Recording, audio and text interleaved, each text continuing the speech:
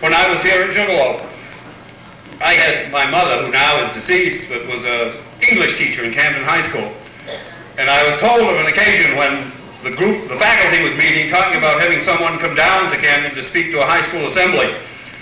And the discussion was around trying to get someone who would come, and they wanted someone who would do a decent job and wouldn't charge them very much. And one of the other teachers reported back to me that my mother piped up and she said, "Why don't you have my son John come down? He's good for nothing."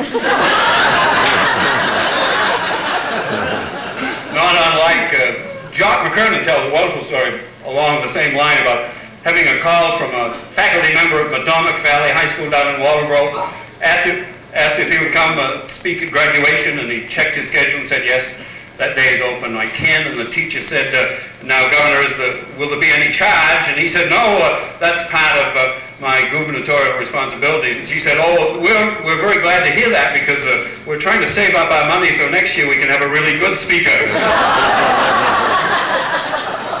A boy with one more, price for speaking stories. A dear friend of mine. But don't let me forget to end the story about the Sydney PTA. This is really why I started all this. In case I haven't even gotten to what was going to be the first thing I was going to say when I stood up here yet. That I was practicing all the way up here.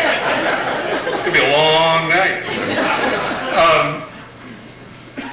I have a dear friend that was in the ski business with me in Vermont, who went off to become quite a considerable guru, and he would go speak to various professional organizations about motivation and quality service and all those hip kind of current things, and was well paid to do so, and would go off to all kinds of groups. A dear friend of mine who, besides being a wonderful motivator, was not only a wonderful motivational speaker, but because of some dealings he had had when he was in Vermont, and some that I guess I never even knew about, has a tremendous antipathy toward and hatred of people who are in the banking business. And it was a terrible blow to this good friend of mine when he found out that I'd become a banker. And, but he called me about 2 months ago and said, "John, I've been waiting to tell you this.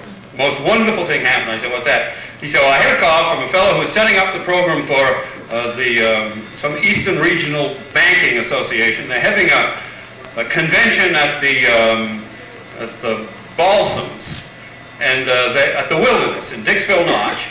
And the fellow called me and said he'd like to have me come up and speak to this bunch of bankers." And he said,